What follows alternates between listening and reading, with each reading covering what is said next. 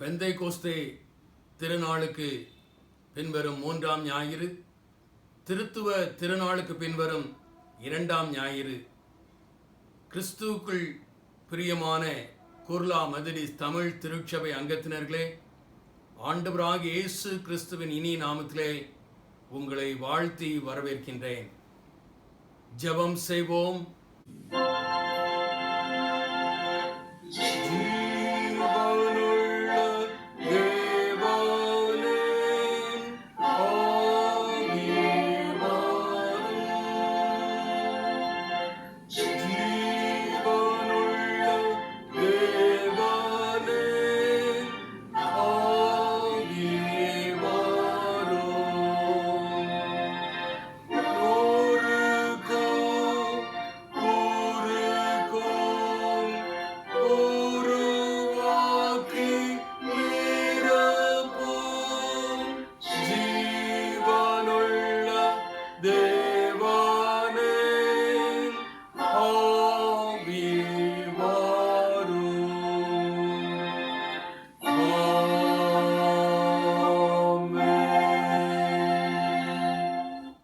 எங்கள் அன்புள்ள ஆண்டவரே, நீர் கிருபையாக தந்த இந்த புதிய வாரத்திற்காக நன்றி.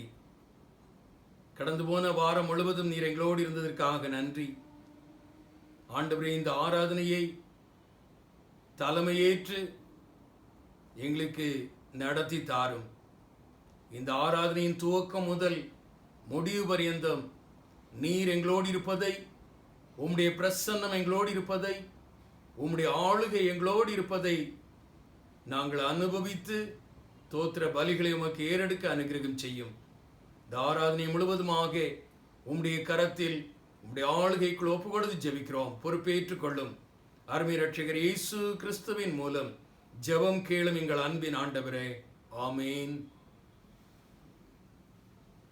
ஆராதனைக்கு ஆரம்பமாக யாவரும் சேர்ந்து எழுந்து நின்று கிறிஸ்து சபை பாமாலைகளில் 9வது பாடல், பூலோகத்தாரே யாவரும் கர்த்தாவில் களி கூறுங்கள், ஆனந்தத்தோடே தோத்திரம் செலுத்தி பாட வாருங்கள் என்ற பாடலை யாவரும் சேர்ந்து எழுந்து நின்று பாடுவோம்.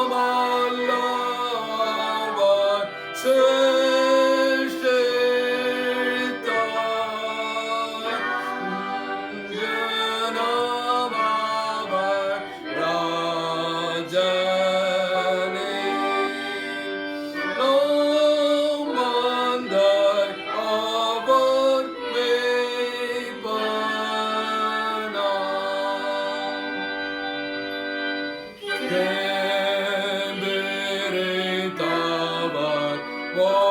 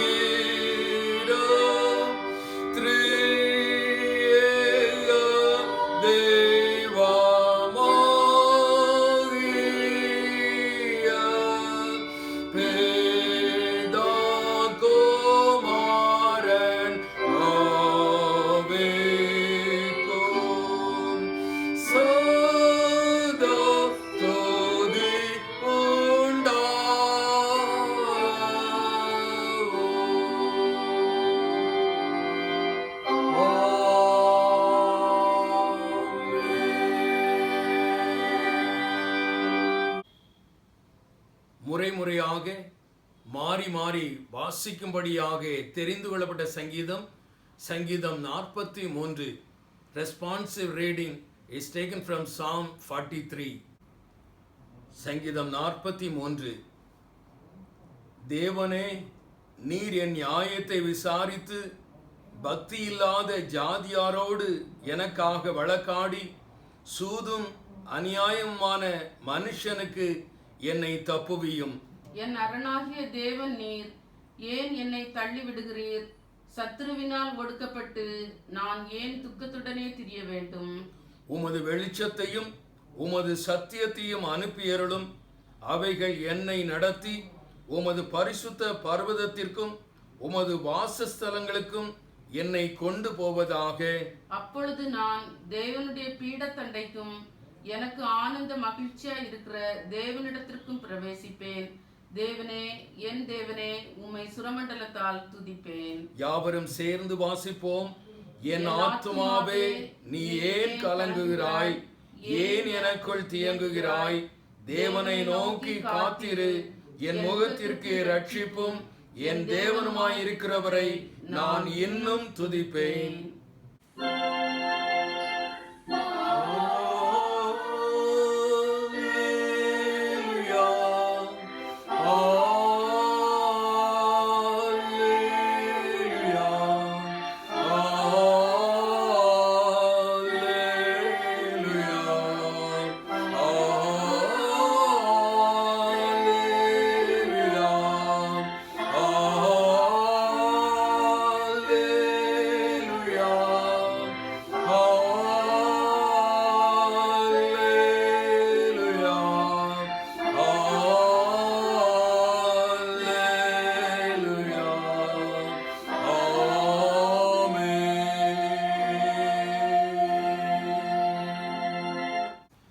Let us all confess our faith through Apostle Creed.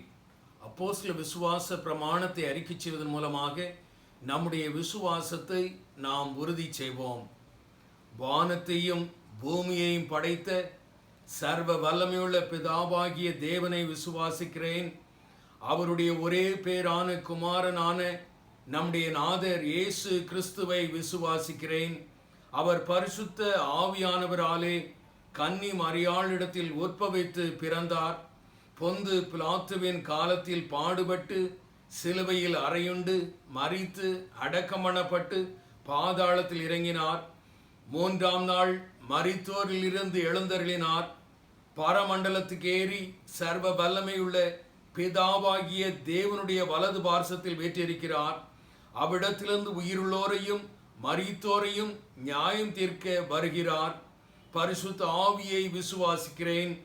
பரிசுத்த உலகளாவிய திருச்சபையையும் பரிசுத்தவான்களுடைய ஐக்கியமும் பாவ மன்னிப்பும் சரீர உயிர்த்தெழுதலும் நித்திய ஜீவனும் உண்டென்று விசுவாசிக்கிறேன். ஆமேன்.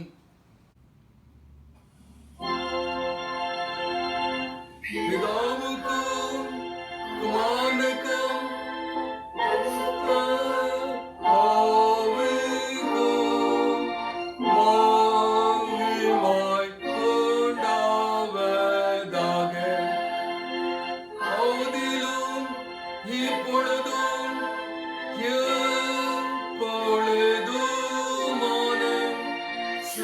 காலங்களிலும் மகிமை உண்டாவதாக.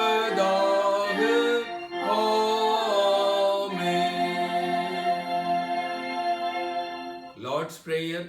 ஆண்டவர் கற்றுத்தந்த இறைவேண்டலை யாவரும் சேர்ந்து சொல்வோம். பரலோகத்தில் இருக்கிற எங்கள் பிதாவே, உம்முடைய நாமம் பரிசுத்தப்படுவதாக, உம்முடைய ராஜ்யம் வருவதாக, உம்முடைய சித்தம் பரலோகத்திலே செய்யப்படுகிறது போல பூமியிலேயும் செய்யப்படுவதாக. வேண்டிய ஆகாரத்தை எங்களுக்கு தாரும். எங்களுக்கு விரோதமாய் குற்றம் செய்கிறவர்களுக்கு நாங்கள் மன்னிக்கிறது போல எங்கள் குற்றங்களை எங்களுக்கு மன்னியும். எங்களை சோதனைகள் பிரவேசிக்க பண்ணாமல் தீமை நின்று எங்களை ரட்சித்துக் கொள்ளும். ராஜ்யமும் வல்லமையும் மகிமையும் என்றென்றைக்கும் உடையவைகளே. ஆமேன். ஜெபம் செய்வோம். எங்கள் அன்புள்ள ஆண்டவரே, இந்த மகிழ்ச்சிகரமான ஆராதனை வேளையிலே மகிழ்ச்சியோடு உம்மை ஆராதிக்க ஆண்டவர் எங்களுக்கு தந்த வாய்ப்பிற்காக நன்றி. கடந்து போன வாரம் முழுவதும் நீர் எங்களோடு இருந்தீர். நாங்கள் போன வந்த இடங்களிலே உம்முடைய பாதுகாவலை தந்தீர். உம்முடைய கரம் எங்களோடு இருந்தது. உம்முடைய வழிநடத்தல் எங்களோடு இருந்தது. நான் நிர்மூலமாகாமல் இருப்பது ஆண்டவருடைய சுத்த கிருபை என்று தீர்க்கனை போல எங்கள் வாழ்க்கையில் நாங்களும் சாட்சி பகர ஆண்டவர் அருள் புரிந்ததற்காக நன்றி. ஆண்டவரே, கடந்த வாரத்திலே கடந்து வந்த பாதைகளிலே என்னுடைய வாழ்க்கையிலே காணப்பட்ட தவறுகள், குற்றங்கள், பாவங்கள், அக்கிரமங்கள், மீறுதல்கள் எல்லாவற்றையும் உம்முடைய சன்னிதானத்தில் அறிக்கையிடுகிறோம். ஆண்டவரே, என்னுடைய சொற்களினாலே, என்னுடைய செயல்களினாலே, என்னுடைய சிந்தைகளினாலே, என்னுடைய சரீரத்தின் அவயவங்களினாலே ஆண்டவரே உம்மை தூக்கப்படுத்திய நாட்கள் உண்டு. உம்மை விட்டு வழி விலகி தூரமாக சென்ற நாட்கள் உண்டு. ஆண்டவரே, எங்களுடைய குற்றங்களுக்கு ஏற்ற விதத்திலே நீர் எங்களை தண்டித்து விடாமல் உம்முடைய தயவினாலே, உம்முடைய காருண்யத்தினாலே, உம்முடைய இரக்கங்களினாலே எங்களை தாங்கியறல வேண்டுமாறு, எங்கள் குற்றங்கள் எல்லாவற்றையும் நீர் மன்னித்தரல வேண்டுமாறு உம்முடைய தூய்மையான இரத்தத்தை ஈசோப்பினாலே எங்கள் மீது தெளித்து எங்களை பரிசுத்தப்படுத்தும், தூய்மைப்படுத்தும். நாங்கள் அறிக்கை செய்த தவறுகள், குற்றங்கள், மீறுதல்கள் இனி எங்களுடைய வாழ்க்கையில் எங்களை மேற்கொள்ளாதபடி ஆண்டவரே உம்முடைய பலத்தினால் எங்களை இடைகட்டியறல வேண்டுமாறு உம்மை நோக்கி கஞ்சுகின்றோம். எங்களுடைய திருச்சபையின் அங்கங்கள் அனைவரையும் குடும்பம் குடும்பமாக உம்முடைய கரத்தில் உம்முடைய ஆளுகைக்குள் ஒப்பு கொடுத்து ஜெபிக்கிறோம். ஒவ்வொரு குடும்பத்தையும் ஆசீர்வதியும். ஒவ்வொரு குடும்பத்தின் தேவைகளையும் சந்தியும். ஒவ்வொரு குடும்பத்திலும் ஆண்டவர் தலைவராக இருந்து, ஆலோசனை கர்த்தாவாக இருந்து, பாதுகாவலராக இருந்து தேவைகளை சந்தித்தரல வேண்டுமாறு, கரம் பற்றி வழி நடத்தியறல வேண்டுமாறு ஒவ்வொரு குடும்பமும் வரும் நாட்களில் ஒவ்வொரு ஸ்தாபனங்களாக உருவாக்கப்பட ஆண்டவர் அனுகிரகம் செய்யும். ஆண்டவரே, சுகவினர்களுக்காக, பலவினர்களுக்காக, வயோதிபர்களுக்காக, தேவையோடு இருப்பவர்களுக்காக உம்மை நோக்கி பார்க்கிறோம். மெய்யான பரிகாரத்தை கட்டளையிடும். மெய்யான பரிகாரத்தை உம்முடைய கரத்திலிருந்து பெற்று அனுபவித்து உமக்கு தோத்திர பலிகளை ஏறெடுக்க ஆண்டவர் அனுகிரகம் செய்யும். ஆண்டவரே, இந்த நாளில் இந்த விதமாக எங்கெங்கெல்லாம் ஆராதனை நடைபெறுகிறதோ அங்கெல்லாம் உம்முடைய பிரசன்னம் இருக்கட்டும், அங்கெல்லாம் உம்முடைய ஆளுகை இருக்கட்டும். உம்மை ஆராதிக்கின்றவர்கள் மெய்யாகவே இந்த நாள் என்னுடைய வாழ்க்கையில் மன மகிழ்ச்சியின் நாளாக அமைந்தது என்று சாட்சி பகர ஆண்டவர் அனுகிரகம் செய்யும். ஆண்டவரே, இந்திய தேசத்தில் நடைபெறுகின்ற ஊழியங்களை ஆண்டவர் பொறுப்பேற்றுக் கொள்ளும். இந்திய தேசத்தில் உம்முடைய வார்த்தையை சுமந்து சென்று கொண்டிருக்கின்ற ஒவ்வொரு ஊழியர்கள் மீதும் உற்சாகமான ஆவியை பொழிந்தருளும். இந்திய தேசத்தில் உம்முடைய பணியை செய்கின்ற ஒவ்வொரு ஸ்தாபனங்கள் மீதும் உற்சாகமான ஆவியை பொழிந்தருளும். இந்திய தேசம் சந்திக்கப்பட, இந்திய தேசம் கிறிஸ்தவ தேசமாக மாற, இந்திய தேசத்தில் உம்முடைய சிலுவை கொடி பறக்கத்தக்கதாக ஆண்டவரை நீர் செயல்படும். நீர் எங்களுக்கு கொடுத்திருக்கின்ற ஆட்சியாளர்களுக்காக நன்றி. ஆண்டவரே, நிரந்தரமான ஆட்சியை தாரும். பாமர மக்களுடைய வாழ்வு வளம் பெறத்தக்கதாக திட்டமிட்டு செயல்படக்கூடிய ஆட்சியாளர்களை தாரும். இந்த ஆட்சியாளர்களின் மூலமாக உம்முடைய பணிக்கு எந்த விதத்திலும் தடை வராதபடி திறந்த வாசலை கட்டளையிடும். ஆண்டவரே, கொரோனா வைரஸினாலே பாதிக்கப்பட்டிருக்கின்ற மக்களுக்காக நோக்கி பார்க்கின்றோம். பரிகாரத்தை கட்டளையிடும். இந்த கொரோனா வைரஸினாலே தங்களுக்கு அருமையானவர்களை இழந்து தவித்துக் கொண்டிருப்பவர்களுக்காக நோக்கி பார்க்கின்றோம். ஆறுதலை கட்டளையிடும். மறுமைக்குரிய நிச்சயத்தை கட்டளையிடும். ஆண்டவரே, இந்த கொரோனா வைரஸை இந்திய தேசத்திலிருந்து நீர் அப்புறப்படுத்தியறல வேண்டுமாறு, இந்த கொரோனா வைரஸை ஆண்டவர் செயல் இழக்க செய்தரல வேண்டுமாறு உம்மை நோக்கி பார்க்கின்றோம்.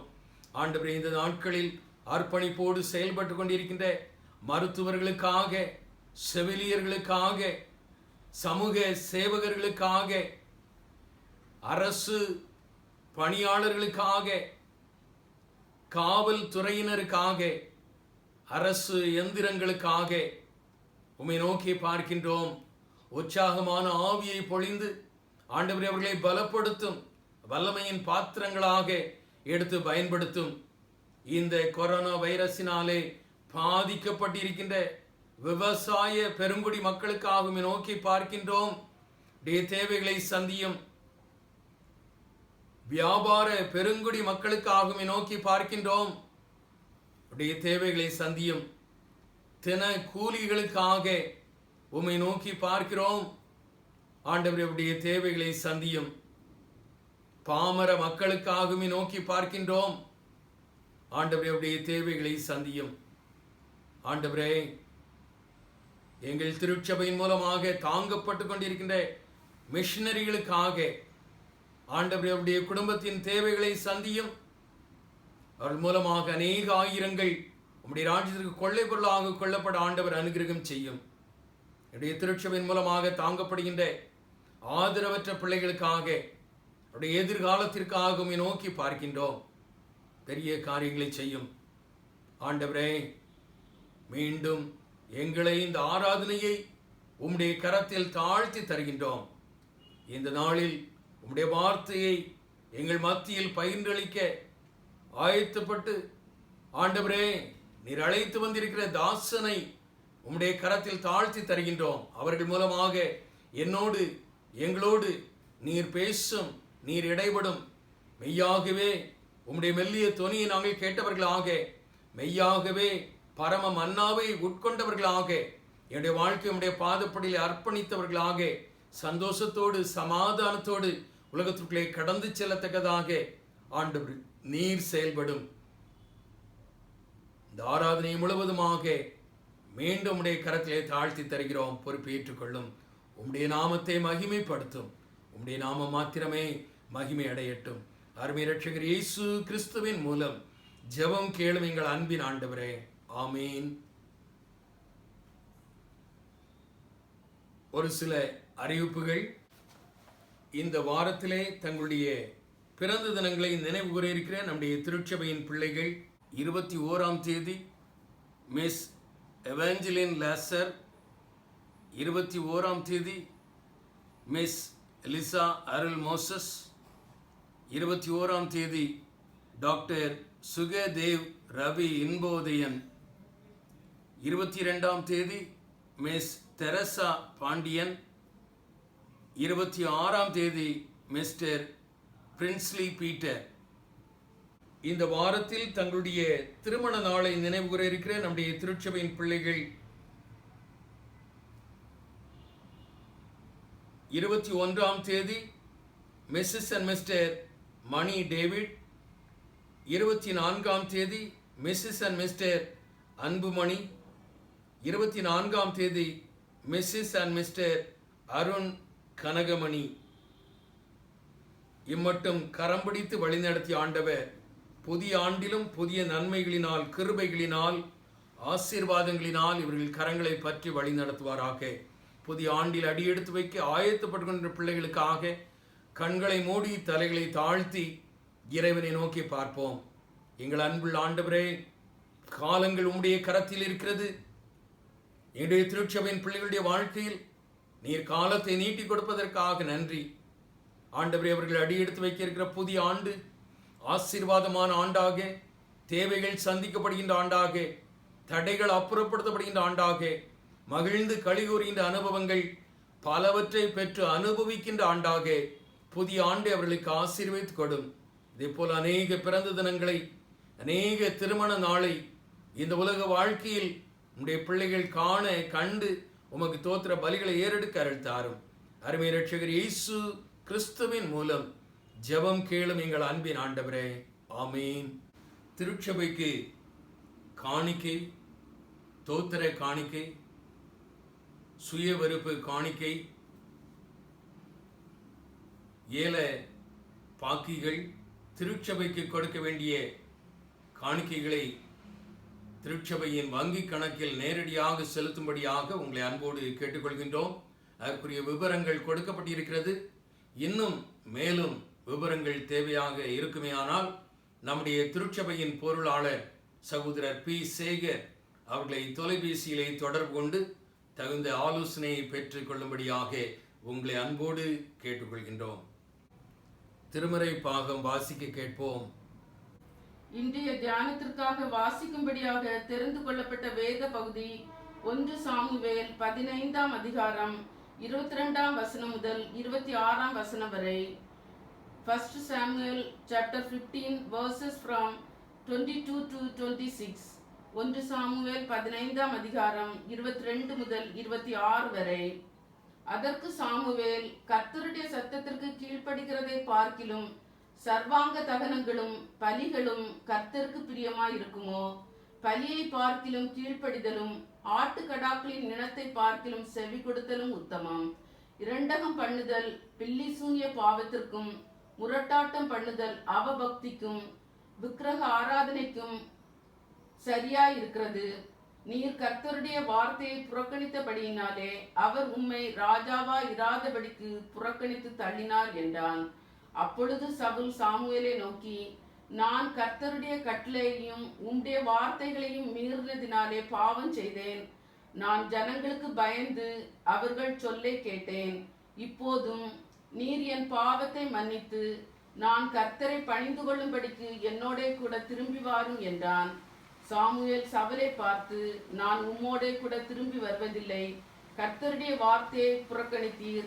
நீர் இஸ்ரவேலின் மேல் ராஜாவா இராதபடிக்கு கர்த்தர் உம்மையும் புறக்கணித்து தள்ளினார் என்றான்.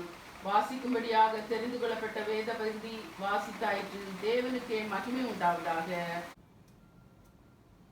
இந்த நாளிலே நம் மத்தியிலே ஆண்டவருடைய வார்த்தையை பயனளிக்கத்தக்கதாக சகோதரர் மெல்கிசதேக் ஆயத்தமாக இருக்கின்றார்கள். அவர்களை திருச்சபையின் சார்பில், உங்கள் சார்பில், என்னுடைய சார்பில் வரவேற்பதிலே மிகுந்த மகிழ்ச்சி அடைகின்றேன். ஆண்டவர் அவர்களை வல்லமையின் பாத்திரமாக இன்றும் எடுத்து பயன்படுத்துவாராக. கர்த்தருடைய நாமத்திற்கு மகிமை உண்டாவதாக. அன்பான குர்லா தமிழ் மெதடிஸ்ட் திருச்சபையினுடைய மக்கள் அனைவரையும் இயேசுவின் நாமத்திலே வாழ்த்துகிறேன். அடிக்கடி என்னுடைய செய்திகளை உங்களுடைய ஆன்லைனில் பதிவிடுவதற்கு காரியங்களை செய்து கொண்டிருக்கிற அன்பான போதகர் ஐயா வில்சன் அவர்களை நான் வாழ்த்துகிறேன். தொடர்ந்து நடத்துங்கள். ஆண்டவர் தாமே இந்த நாளிலே அவருடைய விருப்பத்தை நிறைவேற்றக்கூடிய வார்த்தைகளை தந்து நம்மை வழிநடத்துவாராக. கர்த்தருடைய நாமம் மகிமைப்படுவதாக. கிறிஸ்துவுக்குள் அன்பானவர்களே, ஒரு அருமையான பாடலை பாடி ஆண்டவரை நாம் மகிமைப்படுத்த இருக்கிறோம். மிக பழைய பாடல், அநேகருக்கு இது பாராமல் தெரிந்த பாடல். என்ன என் ஆனந்தம், என்ன என் ஆனந்தம் சொல்லக்கூடாதே. ஆண்டவர் நம்முடைய பாவங்களை எல்லாம் மன்னித்து விட்டார் என்கிற ஒரு நிச்சயம் நமக்குள்ளே இருந்துச்சுன்னா, நம்மை அறியாத ஒரு பூரிப்பு, நம்மை அறியாத ஒரு பெரிய மகிழ்ச்சி நமக்குள்ளே தாண்டவமாடும். இந்த பாடலை நாம் பாடப்போகிறோம்.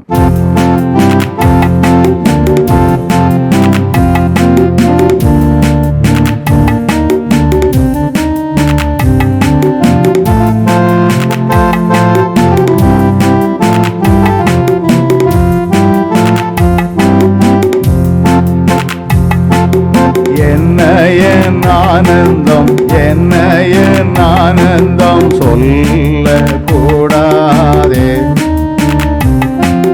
மன்னன் கிறிஸ்து என் பாவத்தை எல்லாம் மன்னித்து விட்டாரே. மன்னன் கிறிஸ்து என் பாவத்தை எல்லாம் மன்னித்து விட்டாரே. ஆடுவோம் பாடுவோம் ஒன்றாய் மகிழ் கொண்டாடுவோம். நாடியே நம்மை தேடியே வந்த நாதனை போற்றிடுவோம்.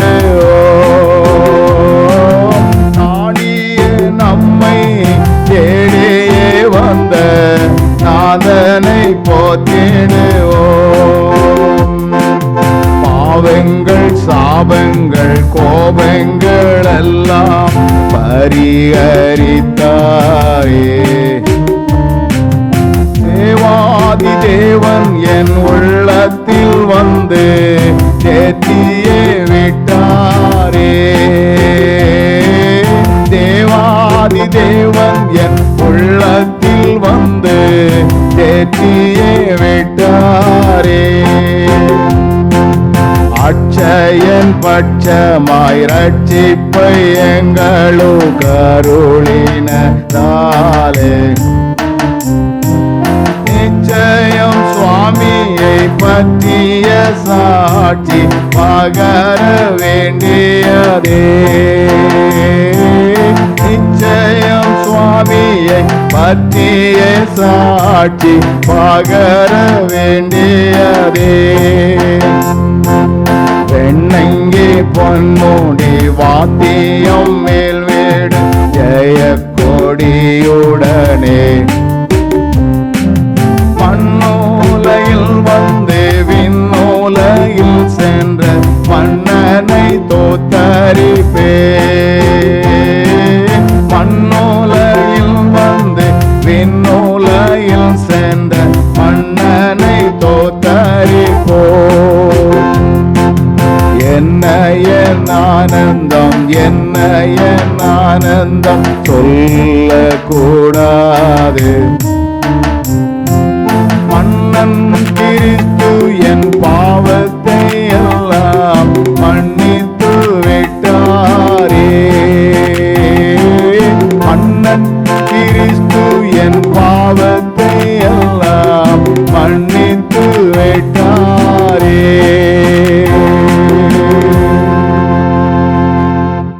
கிறிஸ்து இயேசுவினாலே ஜெயம் கொடுக்கிற பிதாவாகிய தேவனை தோத்தரிக்கிறேன். இந்த நாளிலும் உங்களோடு தேவனுடைய வார்த்தையை பகிர்ந்தளிப்பதற்கு ஆண்டவர் கொடுத்த நல்ல வாய்ப்பை நினைத்து ஆண்டவருக்கு நான் நன்றி செலுத்துகிறேன். நாம் ஜெபித்து தேவனுடைய வார்த்தைக்கு நேராக கடந்து செல்வோம். மகிமை நிறைந்த எங்கள் அன்பின் ஆண்டவரே, ஆசீர்வாதமான இந்த நல்ல நேரத்திற்காக நாங்கள் உமக்கு நன்றி செலுத்துகிறோம். என்ன எதிர்பார்ப்போடு உடைய ஜனங்கள் உடைய வார்த்தைகளை கேட்பதற்கு ஆவல் உள்ளவர்களாக இருக்கின்றார்களோ அவர்களுடைய இருதயங்களுக்கு தேவையான வார்த்தைகளை வேத வசனத்தின் மூலமாய் உம்முடைய பிள்ளைகள் புரிந்து கொள்ளும் வண்ணம் நீர் பேச போகிறதற்காக நாங்கள் உமக்கு நன்றி செலுத்துகிறோம். விடுதலையோடு உம்முடைய வார்த்தைகள் கடந்து வருவதாக. உம்முடைய வார்த்தைகளுக்கு விரோதமாக இருக்கிற பொல்லாத கிரியைகளை உயிர்த்தெழுந்த இயேசுவின் நாமத்திலே கடிந்து ஜெபிக்கிறேன். கிருபையும் இரக்கமும் கூட இருக்கட்டும். இயேசுவின் நாமத்தில் ஜெபிக்கிறேன் ஜீவனுள்ள நல்ல பிதாவே, ஆமென். மறுபடியும் இயேசுவின் நாமத்திலே நான் உங்களை வாழ்த்துகிறேன். விலகி செல் அப்படிங்கிற தலைப்பில் உங்களோடு என்னுடைய செய்தியை பகிர்ந்து கொள்வதற்கு ஆண்டவர் உதவி செய்வாராக. விலகி செல் அப்படின்னா என்ன அர்த்தம் அப்படிங்கிறத நம்ம முதல்ல பார்க்க வேண்டும். சில காரியங்களை கண்டும் காணாம பார்த்தும் பார்க்காம போ அப்படி என்று நாம் எண்ணிவிடக்கூடாது. வேதவசனம் மிக தெளிவாக சொல்லுகிறது, கிறிஸ்து இயேசுவில் இருந்த சிந்தையே உங்களிலும் இருக்க கடவது அப்படின்னு வசனம் சொல்லுது. அப்போ இயேசு கிறிஸ்துவினுடைய சிந்தையில ஒன்றுதான் அவர் நிறைய காரியங்களில் விலகி சென்றிருக்கிறார். சில மனிதர்களை விட்டு சென்றிருக்கிறார். அவர் எதிலெல்லாம் விலகி சென்றாரோ அவைகளிலும் நாம் விலகி செல்ல நாம் அழைக்கப்படுகிறோம். நாம் விலகி சென்றால் மாத்திரம்தான் இந்த உலகத்திலே நம்மை காத்து கொள்ள முடியும், தேவனை பிரியப்படுத்தவும் முடியும். இப்போ ஆண்டவர் விலகி சென்ற சில காரியங்களை தெரிந்து கொண்டு இவைகளில் நாம் எப்படி விலகலாம் என்பதை வேத வசனத்தின் மூலமாய் நாம் தெரிந்து கொள்வதற்கு ஆண்டவர் உதவி செய்வாராக. யோவான் எழுதின சுவிசேஷம் 6வது அதிகாரம் 15வது வசனம் இப்படி சொல்லுகின்றது, ஆதலால் அவர்கள் வந்து தம்மை ராஜாவாக்கும்படி பிடித்து கொண்டு போக மனதாய் இருக்கிறார்கள் என்று இயேசு அறிந்து மறுபடியும் விலகி தனியே மலையின் மேல் ஏறினார் என்று வசனம் சொல்லுகிறது. ஆண்டவர் விலகி சென்றாராம். எங்கே விலகி சென்றார் அப்படின்னா, ஒரு கூட்ட ஜனங்கள் அவரை பிடித்து ராஜாவாக்க வேண்டும் என்று விரும்பினார்கள், எண்ணினார்கள், திட்டம் தீட்டினார்கள், முயற்சி பண்ணினார்கள். இதை அறிந்த இயேசு கிறிஸ்து விலகி போனார். ஒரு பதவி தேடி வந்துச்சுது, ஆனால் அந்த பதவியை அவர் விரும்பலை. நான் இந்த பகுதியை வாசிக்கும் பொழுது ஏன் அவர் விலகி போக வேண்டும் என்கிற ஒரு கேள்வி எனக்குள்ளே வந்தது. ஏன் அவர் விலகி போனார் அப்படின்னா, இந்த ஜனங்கள் என்னை தவறாக புரிந்து கொண்டார்களே என்கிற எண்ணம் அவருக்குள்ளே இருந்துச்சு. ஏன் அப்படின்னா, அந்த நாட்களிலே அநேக ஜனங்கள் அவரை பின்பற்றி வந்தார்கள். 2ஆம் வசனம் அதற்கு விடையளிக்கிறது பாருங்கள். அவர் வியாதிக்காரரிடத்தில் செய்த அற்புதங்களை திரளான ஜனங்கள் கண்டபடியால் அவருக்கு பின் சென்றார்கள். எங்கே அற்புதம் நடக்குதோ அங்கே கூட்டம் இருக்கும். எங்களுடைய கூட்டத்திலே அற்புதங்கள் உண்டு, அடையாளம் உண்டு என்று சொல்லி எங்கெல்லாம் விளம்பரப்படுத்தப்படுகின்றதோ அங்கெல்லாம் கூட்டம் வரும். ஆண்டவர் வந்த எல்லா ஜனங்களுக்கும் நல்ல சாப்பாடு போட்டார். நல்ல அப்பம், நல்ல மீன் போன்ற உணவுகளை அவர் கொடுத்தார். இப்போ அங்கே வந்த ஜனங்கள் இப்படி எண்ணிக்கொண்டிருந்தார்கள். சாப்பாடு என்பது என்னது? அடிப்படை தேவைகளிலே ஒன்று. உண்ண உணவு, உடுக்க உடை, இருக்க இல்லம் என்பது ஒவ்வொரு மனிதர்களுக்கும் அத்தியாவசியமான ஒன்று, அடிப்படை தேவைகளிலே ஒன்று. இப்போ ஆண்டவருக்கு பின்னால் செல்லக்கூடிய மக்களுக்கு ஆண்டவர் இப்படிப்பட்ட நல்ல உணவுகளை, அதாவது அவர்களுடைய அடிப்படை தேவைகளை அவர் சந்தித்தார். அது மாத்திரமல்ல, சரீரத்தில் வியாதி உள்ளவர்கள் யாராகிலும் அவர் அண்டையில் வரும் பொழுது வியாதி உள்ளவர்களுக்கு ஆண்டவர் விடுதலை கொடுத்தார், சுகம் கொடுத்தார். அற்புதமான ஒரு வாழ்வை ஆண்டவர் அவர்களுக்கு அருளி செய்தார். இவைகளை எல்லாம் ஒரு குறிப்பிட்ட ஜனங்கள் கண்ணோக்கி பார்க்கிறார்கள். இயேசு கிறிஸ்துவை போல அற்புத மூர்த்தி யாரும் இல்லை, உணர்ந்து கொள்ளுகிறார்கள். அவரால் விடுவிக்கப்படாத வியாதி எதுவும் இல்லை, புரிந்து கொள்கிறார்கள். அவர் என்னுடைய அடிப்படை தேவைகளை சந்திக்கிறவர். அவர் மட்டும் எங்க கூட இருந்தாருன்னா சாப்பாட்டுக்கும் பிரச்சனை இல்லை, அதிகமாக சாப்பிட்டு அஜீரண கோளாறு வந்தாலும் பிரச்சனை இல்லை என்று எண்ண ஆரம்பித்தார்கள். இந்த இயேசுவை நாம் இப்படியே விட்டுவிட்டால் இன்று இந்த ஊரில் இருப்பார், நாளைக்கு பக்கத்து ஊர் அல்லது அதுக்கு அடுத்த ஊர் என்று அவர் போய்கொண்டே இருப்பார். நாமும் அவருக்கு பின்னால் போவோமே என்றால், ஓ சாப்பாட்டுக்காக வாராம்பாரு என்று மற்றவர்களை நம்மை பார்த்து கிண்டல் செய்யலாம். எனவே இந்த இயேசு கிறிஸ்துவை நாம் நிரந்தரமாக ஒரு இடத்துல உட்கார வைத்து விட்டோமே என்றால் இயேசு கூட வருவார், எல்லாவித அற்புதம் செய்வார் அப்படிங்கிற எண்ணத்தோடு ஜனங்கள் அவரை பிடித்து ராஜாவாக்க வேண்டும் என்று முயற்சி பண்ணினார்கள். இதை அறிந்த ஆண்டவர், வேதவசனம் மிக தெளிவாக சொல்லுகிறதா பாருங்கள், அவர்கள் வந்து தம்மை ராஜாவாக்கும்படி பிடித்து கொண்டு போக மனதாயிருக்கிறார்கள் என்று இயேசு அறிந்து அப்படின்னு ஒரு பதம் வருகிறது. ஆண்டவர் அறிகிறார். அப்ப இந்த வசனத்தின் மூலமாக நான் என்ன புரிந்து கொண்டேன் என்றால், ஆண்டவரை அவர்கள் தவறாக புரிந்து கொண்டார்கள். வெறும் உலக தேவைகளை சந்திப்பதற்காக மட்டுமே வந்தார் என்று எண்ணிக்கொண்டார்கள். இக்காலங்களிலே ஆங்காங்கு பிரசங்கிக்கப்படுவதைப் போல, இயேசு கிறிஸ்துவை ஒரு மந்திரவாதியை போல, அங்கே வாங்கய்யா, அவரை பார்த்து கூப்பிடுங்கய்யா, அவர் உங்களுக்கு அதை தருவார் இதை தருவார் என்று சொல்வதைப் போல ஜனங்கள் புரிந்து கொண்டார்கள். புரிந்து கொள்ளாத ஜனங்கள் மத்தியிலிருந்து அவர் விலகி சென்றார் என்று வசனம் சொல்லுகிறது.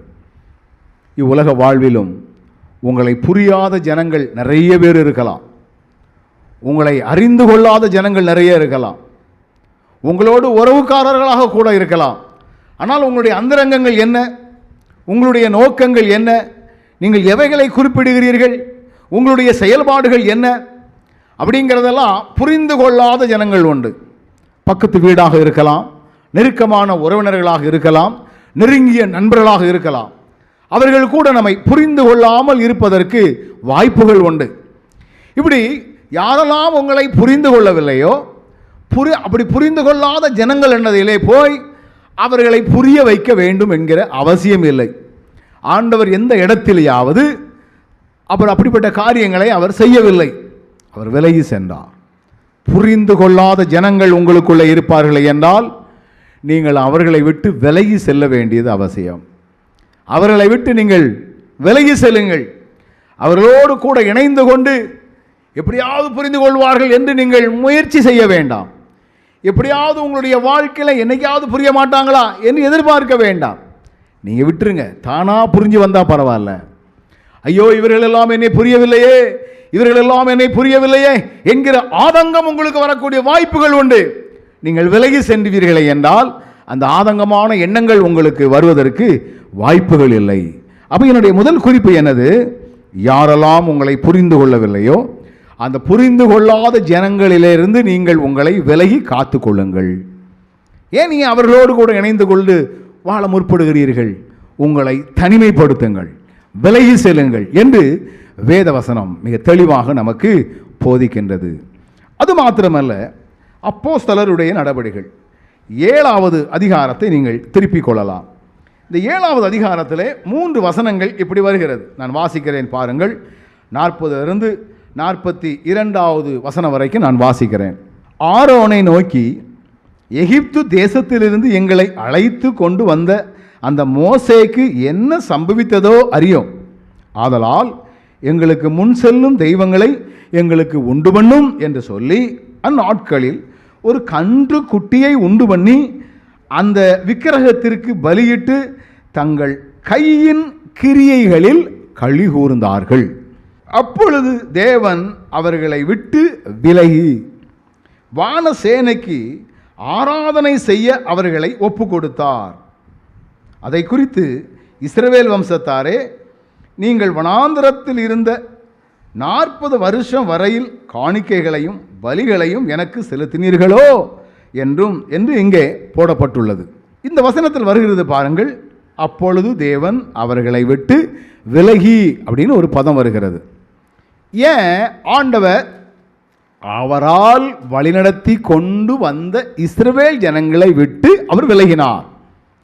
ஆண்டவர் தான் அடிமைத்தன வாழ்க்கையிலிருந்து வாழ்ந்து கொண்டு வந்த அந்த இஸ்ரவேலர்களை மோசையின் மூலமாக பார்வோனிடத்தில் பேசி மோசேக்கு துணைக்கு ஆரோனையும் அனுப்பி அழகாக வந்து கொண்டிருக்கிறார்கள். ஒரு குறிப்பிட்ட இடத்துல ஆண்டவரோடு கூட இணைந்து அநேக காரியங்களை பெற்றுக்கொள்வதற்காக சீனாய் மலையிலே மோசே தரித்திருந்தார் என்று கூட நாம் சொல்லலாம். அவன் இறங்கி வருவதற்கு கொஞ்சம் காலதாமதமானது. அதற்கு முன்பதாக இந்த இஸ்ரவேல் ஜனங்கள் எல்லாரும் மோசேக்கு உறுதுணையாக இருந்த ஆரோனிடத்திலே சென்று, எங்களை வழிநடத்தி கொண்டு வந்த அந்த மோசேக்கு என்ன சம்பவித்ததோ எங்களுக்கு தெரியல, அதனால் எங்களை வழிநடத்தக்கூடிய ஒரு தெய்வத்தை நீங்கள் உண்டு பண்ணுங்க அப்படின்னு சொல்லி அங்கே வேதம் சொல்லுகிறது. ஆரோனும் ஒரு எதிர்கருத்தும் சொல்லாமல், உங்களெல்லாம் வழிநடத்தி கொண்டு வந்தது மோசே அல்ல, மெய் தேவனாகிய ஆண்டவர்தான் உங்களை வழிநடத்தி கொண்டு வந்தார் என்று அவன் உணர்த்தியிருக்க வேண்டும். நீங்கள் தான் என்னை வழிநடத்தணும்னு சொன்ன உடனே அவனுக்கு ரொம்ப உச்சி குளிர்ந்து போச்சு. அதனால் பொன் ஆபரணங்களை எல்லாம் கழட்டி கொடுத்து அதன் மூலமாக ஒரு பெரிய கன்றுக்குட்டியை செய்து, இனிமேல் நம்மை வழிநடத்தக்கூடிய தெய்வம் இதுதான் என்று அவர்களுக்கு முன்னிறுத்தினார். இந்த வசனங்களிலே வரக்கூடிய ஒரே ஒரு வார்த்தை சொல்லுகிறது பாருங்கள். 41வது வசனத்தினுடைய கடைசி வரி, தங்கள் கையின் கிரியைகளில் களி கூர்ந்தார்கள் என்று வசனம் சொல்லுகிறது. மோசையின் மூலமாய் கன்றுக்குட்டி செய்யப்பட்ட உடனே அந்த இஸ்ரவேல் ஜனங்கள் எல்லாரும் மகிழ ஆரம்பித்தார்கள், கையின் கிரியைகளில் மகிழ்ந்தார்கள். நான் இந்த வாசிக்கும் பொழுது ஒன்றை புரிந்து கொண்டேன். அநேக நேரங்களிலே ஆண்டவர் நம் மூலமாக பல்வேறு வகையான காரியங்களை செய்வதற்கு நம்மை பயன்படுத்தலாம். சில செய்ய முடியாத காரியங்கள், நினைக்க முடியாத காரியங்களை எல்லாம் நம்மை கொண்டு செய்ய முற்படலாம். இப்படி முற்படும் பொழுதெல்லாம் நாம் அவைகளையெல்லாம் பார்த்து மகிழ்ந்து விடக்கூடாது. அவைகளை பார்த்து நாம் மகிழ்ச்சி தாண்டவமாக நம்ம வந்துவிடக்கூடாது. இவைகளையெல்லாம் செய்வதற்கு ஆண்டவர் நமக்கு உதவி செய்தார். நான் ஒரு பெரிய வீடு கட்டிவிட்டேன், மகிழ்ச்சி வந்துவிடக்கூடாது. நிறைய வாகனங்கள் வைத்திருக்கிறேன், மகிழ்ச்சி வந்து விடக்கூடாது. நல்ல படிப்பு எனக்கு உண்டு, நல்ல வசதி எனக்கு உண்டு, நிறைய தோட்டங்கள் எனக்கு உண்டு, கூப்பிட்ட உடனே என்னுடைய வார்த்தைகளுக்கு செவி கொடுக்கக்கூடிய மக்கள் எனக்கு உண்டு என்றெல்லாம் எண்ணி நம்முடைய வாழ்க்கையிலே நம்முடைய கைகளின் கிரியைகளில் நாம் மகிழ்ந்து விடக்கூடாது. அப்படி யாரெல்லாம் தங்களுடைய முயற்சியினுடைய பலனை அனுபவிக்கிறார்களோ, நான் நினச்சோம்னா அதை சாதிச்சிருவேன், நான் நினச்சோம்னா அதை அப்படியே பிடுங்கிடுவேன், நான் நினச்சோம்னா அப்படி 1-2 ஆக்கிடுவேன் என்று அநேகர் நான் நினைத்தான் என்றெல்லாம் சொல்லிக் கொண்டிருக்கிறார்கள். அநேக நேரங்களிலே நாம் செய்கிற அநேக காரியங்களை ஆண்டவர் வாய்க்க பண்ணுகிறார். இப்படி வாய்க்க பண்ணுவதனால் நம்முடைய கைகளின் கிரியைகளிலே நாம் மகிழ்ந்து விடக்கூடாது. இவைகளையெல்லாம் செய்வதற்கு ஆண்டவர் ஒத்தாசை பண்ணினார். நான் இருக்கக்கூடிய என்னுடைய சொந்த ஊரிலே எங்களுடைய திருச்சபைக்கு என்று ஒரு நல்ல அருமையான நற்செய்தி மண்டபத்தை கட்டக்கூடிய வாய்ப்பை கொடுத்தார். அதனுடைய வடி அமைப்பு, அதற்கென்று பணங்களை சேகரிப்பது, அதில் வைக்கப்பட்டிருக்கக்கூடிய ஒவ்வொரு பொருட்களும் என்னுடைய பார்வை இல்லாமல் ஒன்று கூட வரவில்லை. அநேகர் என்னை பார்த்து கேட்பார்கள், எல்லாரும் ஆலயம் கட்டுவார்கள், ஆலயத்திற்கு காணிக்கை வந்துவிடும், பள்ளிக்கூடம் கட்டுவார்கள், பள்ளிக்கூடத்துக்கு நன்கொடைகள் வந்துவிடும். ஆனால் நீங்கள் நற்செய்தி மண்டபம் என்று சொல்லக்கூடிய ஒரு திருமண மண்டபத்தை போல ஒன்றை கட்டுவீர்களே, எப்படி உங்களுக்கு இவைகளெல்லாம் வாய்க்க பண்ணினது? நான் சொன்னேன், எனக்கே தெரியாது. கர்த்தர் நினைத்தால் எதையும் செய்து முடிக்க முடியும். இது என்னால் தான் என்று சொல்வதற்கு ஒன்றுமில்லை. ஆண்டவர் திட்டமிட்டார், ஆண்டவர் செயல்படுத்தக்கூடிய கருவியாக என்னை பயன்படுத்தினார். எனவே இவைகளை எல்லாம் கட்டக்கூடிய கிருபை கொடுத்தார். இதை நான் கட்டினேன் என்று சொல்லி நாம் அவைகளிலே ஒரு நாளும் மகிழ்ந்ததில்லை. ஆண்டவருடைய கிரியைகளில் நாம் மகிழ வேண்டுமே ஒழிய நம்முடைய செயல்பாடுகளிலே நினைத்து நாம் மகிழ்ந்து விடக்கூடாது. நான் நினச்சதெல்லாம் செஞ்சிருவேன், நான் அதை அப்படி என் மூளையெல்லாம் பயன்படுத்தி இப்படி ஒரு காரியத்தை பண்ணேன், அப்படி ஒரு காரியத்தை பண்ணினேன் அப்படின்னு நினச்சி நமக்குள்ளே தேவையற்ற எண்ணங்கள் வந்து விடக்கூடாது. இப்போ இரண்டாவது குறிப்பு என்ன? யாரெல்லாம் தங்களை தாங்களே உயர்த்தி பேசுகிறார்களோ அவர்களிடத்திலிருந்து நீ உன்னை விலகிக்கொள் அல்லது விலக்கி காத்துக்கொள். அநேகர் பேசணும்னா தங்களையே பேசிக்கிட்டு இருப்பாங்க, நான் அப்படி செஞ்சிருவேன் இப்படி செஞ்சிருவேன் என்ன. இப்படிப்பட்ட மனிதர்களிடத்திலிருந்து நீ உன்னை விலக்கி காத்துக்கொள். அது மாத்திரமல்ல, வேதவசனம் மிக தெளிவாக நமக்கு சொல்லுகிறது. பாருங்கள், நியாயாதிபதிகளின் புஸ்தகத்திலே 16வது அதிகாரத்திலே 20வது வசனம் இப்படி சொல்லுகிறது. பாருங்கள், அப்பொழுது அவள், சிம்சோனே, பெலிஸ்தர் உன்மேல் வந்துவிட்டார்கள் என்றாள். அவன் நித்திரை விட்டு விழித்து கர்த்தர் தன்னை விட்டு விலகினதை அறியாமல் எப்பொழுதும் போல உதறி போட்டு வெளியே போவேன் என்றான். இதில் ஒரு அருமையான வசனம் வருகிறது. கர்த்தர் தன்னை விட்டு விலகினதை அறியாமல் அப்படின்னு சொல்லி வேத வசனம் மிக தெளிவாக சொல்லுகிறது.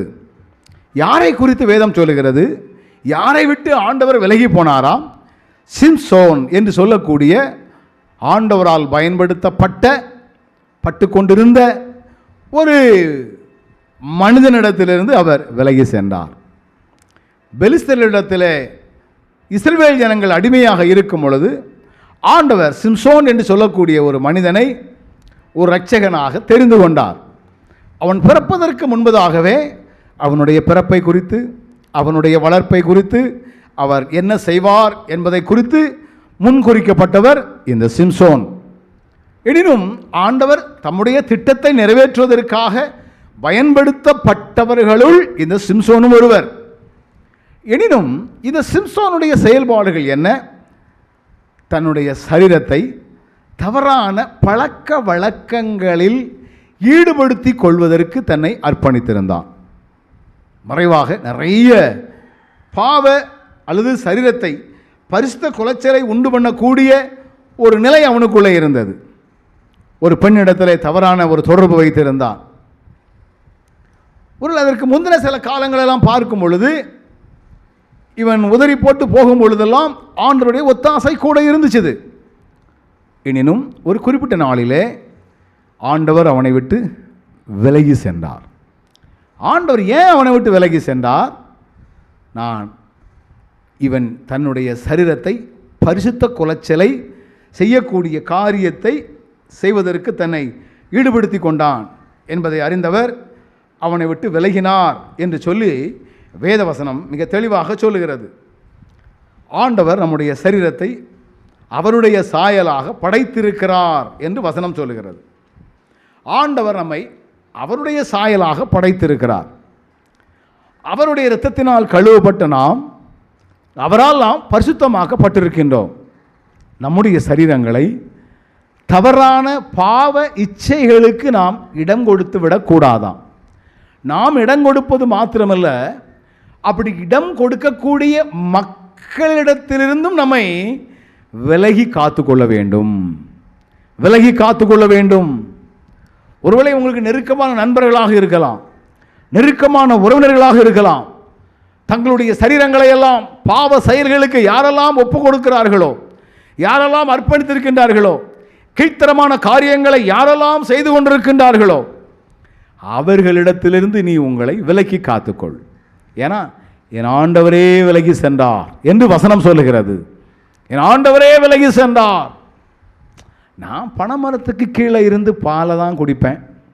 அவங்க என்ன தப்பாக கல்லுன்னு நினச்சா எனக்கு என்ன என்று நீங்கள் எண்ணிக்கொள்ளலாம்.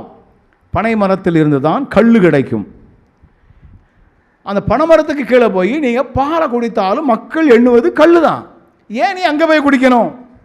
அதே போல தான் நம்முடைய வாழ்க்கையில் கூட நம்முடைய சரீரங்களை பரிசுத்தமாக மாத்திரமல்ல, தங்களுடைய சரீரங்களை கேடான காரியங்களுக்கு பயன்படுத்தி கொண்டிருக்கக்கூடியவர்களிடத்திலிருந்தும் உன்னை நீ விலக்கி காத்துக்கொள் என்று வேதவசனம் மிக தெளிவாக சொல்லுகிறது. முதலாவது சங்கீதம் முதல் வசனத்தை நாம் வாசிக்கும் பொழுது அந்த வசனம் இப்படி சொல்லுகிறது அல்லவா? துன்மார்க்கனுடைய ஆலோசனையில் நடவாமலும் பாவிகளுடைய வழியில் நில்லாமலும் பரியாசக்காரர் உட்காரும் இடத்தில் உட்காராமலும் என்கிற ஒரு வார்த்தை இங்கே வருகிறது. எனக்கு அன்பானவர்களே, பாவிகளுடைய வழியில் நீ நிற்காத. நான் என் பாடு தான் நிற்பேன், நான் கிட்டேயே போகிறேன், நாங்கள் தூரமாக நின்று தானே பார்த்துக்கிட்டு இருக்கேன். அருமையான இந்த வசனத்திலேயே ஒரு விளக்கம் இருக்கிறது பாருங்கள். எங்கெல்லாம் துன்மார்க்கனுடைய ஆலோசனை நடக்குதோ அந்த பக்கமாக நீ நடக்காத அப்படின்னு சொல்கிறார். சும்மா நம்ம நடந்து தானே போகிறோம் அப்படின்னு நீங்கள் நடந்து போவீங்கன்னா அங்கே நடக்கக்கூடிய சில காரியங்களை நின்று உங்களை பார்க்க சொல்லும். முதல்ல நடப்பதே தப்பு, பிறகு நிற்க சொல்லும். அப்படியே நின்று சரி அப்படியே கொஞ்சம் குறுக்கொலைஞ்ச மாதிரி இருக்குது, எங்கேயாவது ஒரு ஓரமாக நின்று உட்காந்து பார்ப்போம் என்று உட்கார சொல்லும். வேதம் மிக தெளிவாக சொல்லுகிறது. அதனால் நீ விலகு. தாங்களை கெடுத்துக் கொள்ளக்கூடிய மக்கள் நிறைய பேர் இருக்கலாம். அவர்களிடத்திலெல்லாம் நீங்கள் உங்களுடைய உறவுகளை தெளிவாக வைத்துக் கொள்ளாமல் அவர்களிடத்திலிருந்து உங்களை விலக்கி காத்து கொள்ள வேண்டியது மிகவும் அவசியமான ஒன்று. காரணம், என் ஆண்டவரே விலகி சென்றார். அவரால் பயன்படுத்தப்பட்டவர் தான் சிம்சோன். விலகி சென்றார். பின்னால் பார்த்தீங்கன்னா தன்னுடைய தவறையெல்லாம் சரி செய்து கொண்டு இந்த ஒரு விசை என்று அர்ப்பணித்தான். ஆண்டவர் இறங்கினார். கடைசியில் அவனுக்கு அழிவுதான் வந்தது என்று சொல்லி வேத வசனத்தின் மூலமாக நாம் புரிந்து கொள்ள முடியும். அப்படின்னா ஆண்டவரே தங்களுடைய சரீரங்களை இழிவான செயல்களுக்கு ஒப்பு கொடுக்கிறவர்களை கண்டால் நாங்கள் அவர்களிடத்திலிருந்தும் எங்களை விலக்கி காத்துக்கொள்ள, அவர்களிடத்திலிருந்து நாங்கள் விலகி செல்ல நீர் எங்களுக்கு உதவி செய்தருளும் ஆண்டவரே என்று நாம் கேட்க வேண்டியது மிகவும் அவசியமான ஒன்றாக இருக்கிறது. அது மாத்திரமல்ல, இன்னொரு காரியத்தை நான் உங்களுக்கு சுட்டி காட்டுகிறேன். 1 சாமுவேலின் புஸ்தகம் 16வது அதிகாரம் 14வது வசனம் இப்படி சொல்லுகிறது பாருங்கள். கர்த்தருடைய ஆவி சவுலை விட்டு நீங்கினார். வசனம் சொல்லுகிறது, கர்த்தருடைய ஆவி சவுலை விட்டு நீங்கினார். இந்த சவுல் யார்? ஆண்டவரால் ஏற்படுத்தப்பட்ட முதல் ராஜா.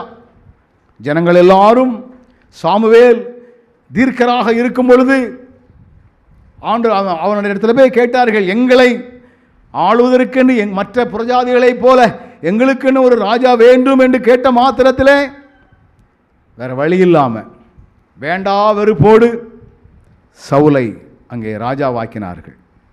ஆனால் வசனம் என்ன சொல்லுகிறது? அப்பேற்பட்ட சவுலை ஆண்டவர் புறம்பே தள்ளுகிறார். சவுலை விட்டு அவர் வெளியே செல்லுகிறார். ஆண்டவருடைய ஒத்தாசை அவனுக்கு இல்லாமல் போகிறது. என்ன காரணம்? ஆண்டவர் ஒரு காரியத்தை செய்ய சொல்லி இருந்தார். இஸ்ரவேல் ஜனங்களுக்கு எதிராக செயல்பட்ட அமலேக்கியர்களை எல்லாம் அழித்து விடு, எல்லாவற்றையும் ஒன்றும் இல்லாமல் ஆக்கிரணும். இது ஆண்டவருடைய வார்த்தை. இந்த சவுல் என்ன செய்கிறார்? போகிறார், நிறைய காரியங்களை அழிக்கிறார். ஆனாலும் அங்குள்ள சில மிருக ஜீவன்களை எல்லாம் அவர் காத்து கொள்கிறார். வேதவசனம் மிக தெளிவாக நமக்கு சொல்லுகிறது பாருங்கள். 1 சாமுவேலின் புஸ்தகம் 15வது அதிகாரம் 22, 23 இப்படி சொல்லுகிறது. அதற்கு சாமுவேல், கர்த்தருடைய சத்தத்திற்கு கீழ்ப்படுகிறதை பார்க்கிலும் சர்வாங்க தகனங்களும் பலிகளும் கர்த்தருக்கு பிரியமாயிருக்குமோ? பலியை பார்க்கிலும் கீழ்ப்படிதலும் ஆட்டுக்கடாக்களின் நினைத்தை பார்க்கிலும் செவி கொடுத்தலும் உத்தமம். ரெண்டகம் பண்ணுதல் பில்லி சூனிய பாவத்திற்கும், முரட்டாட்டம் பண்ணுதல் அவபக்திக்கும், விக்கிரக ஆராதனைக்கும் சரியாயிருக்கிறது. நீர் கர்த்தருடைய வார்த்தையை புறக்கணித்தபடியினாலே அவர் உம்மை ராஜாவா இராதபடிக்கு புறக்கணித்து தள்ளினார் என்று சொல்லி வேதவசனம் சொல்லுகிறது. அப்போ 4வது குறிப்பு என்ன? தேவனுடைய வார்த்தைக்கு விரோதமாய் செயல்படக்கூடிய மக்கள் யாராக இருந்தாலும் அவர்களை விட்டு நீ விலகி செல். தேவனுடைய வார்த்தை சில காரியங்கள் நமக்கு தெளிவாக சொல்லுகிறது.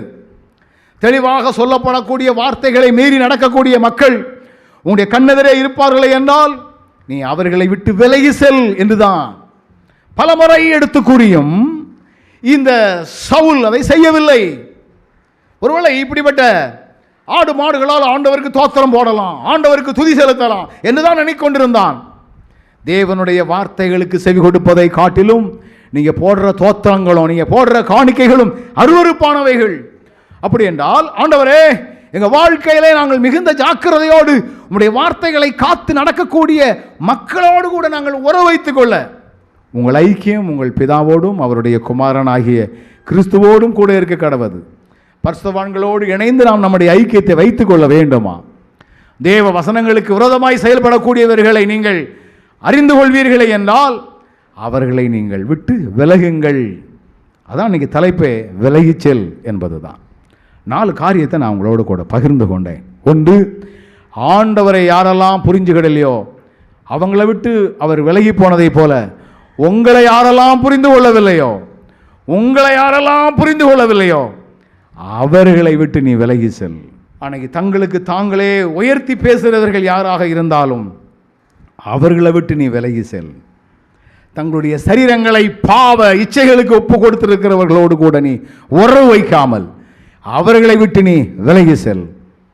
தேவனுடைய வார்த்தைக்கு விரோதமான, தேவனுடைய வார்த்தைக்கு தூரமான, தேவனுடைய வார்த்தைக்கு ஒத்து வராத, தேவனுடைய வார்த்தைக்கு புறம்பான காரியங்களை செய்யக்கூடியவர்கள் யாராக இருந்தாலும் அவர்களை விட்டு விலகி செல் என்று இன்னைக்கு ஆண்டவர் நம்மோடு கூட போதித்திருக்கிறார். ஆண்டவரே, நாங்கள் இந்த உலகத்தில் எங்களை விலக்கி காத்து கொள்ளக்கூடிய பலன் தாரும் ஆண்டவரே என்று சொல்லி நாம் ஆண்டவரை நோக்கி மன்றாட வேண்டியது அவசியம். கண்களை மூடுவோமா?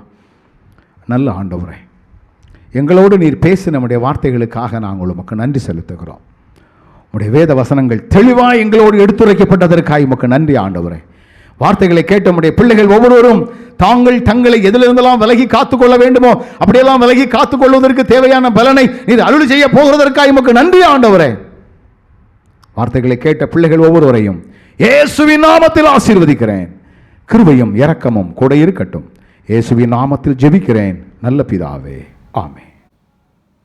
சிறப்பு பாடலை பாடி சிறப்பு செய்தி பகிர்ந்து கொண்ட அருமையான சகோதரருக்கு திருச்சபையின் சார்பில் நன்றிகளையும் வாழ்த்துக்களையும் தெரிவித்துக் கொள்கின்றோம். இறுதியாக யாவரும் சேர்ந்து எழுந்து நின்று கிறிஸ்து சபை பாமாலைகளில் 301வது பாடல், என் நெஞ்சை சுவாமி உமக்கே ஈவாய் படைக்கிறேன் என்ற பாடலை கேட்ட செய்தியை மனதில் கொண்டவர்களாக அர்ப்பணிப்போடு பாடுவோம். கிறிஸ்து சபை பாமாலைகளில் 301வது பாடல்.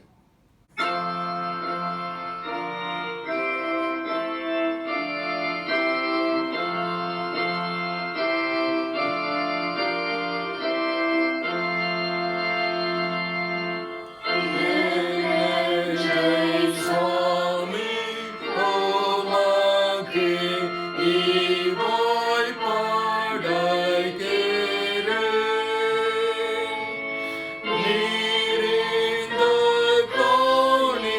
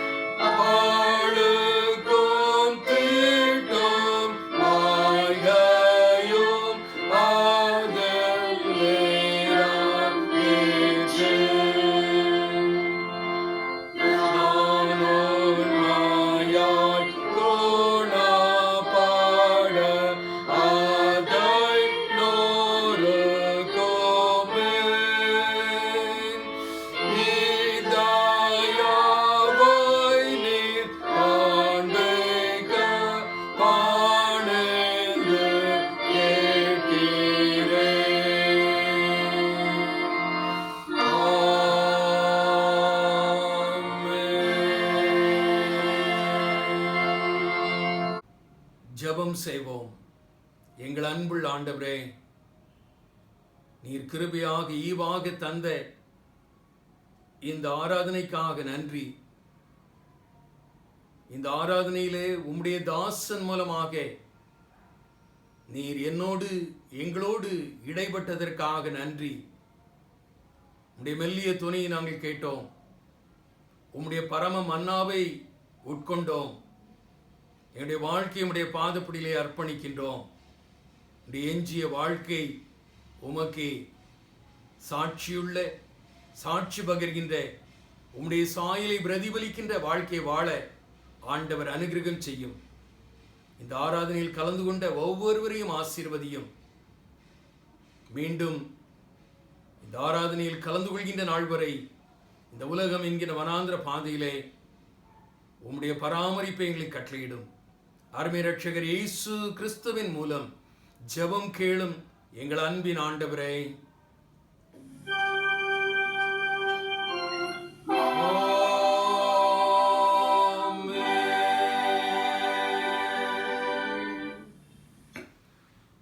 நம்முடைய ஆண்டவராகிய இயேசு கிறிஸ்துவின் கிருபையும் பிதாவாகிய தேவனுடைய அன்பும் பரிசுத்த ஆவியானவருடைய அந்யோன்ய ஐக்கியமும் கூற்றவும் இன்றும் என்றும் சதா காலங்களிலும் நம் அனைவரோடும் நம் திருச்சபையின் பணிகளோடும் நிறைவாக பரிபூர்ணமாக தங்கியிருப்பதாக.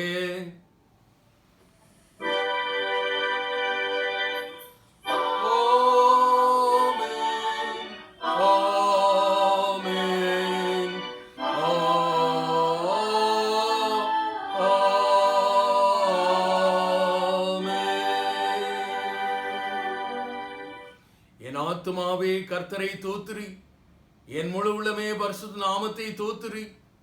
என் ஆத்துமாவே கர்த்தரை தோத்துரி, கர்த்தர் செய்த சகல உபகாரங்களை மறவாதே. ஆமீன்.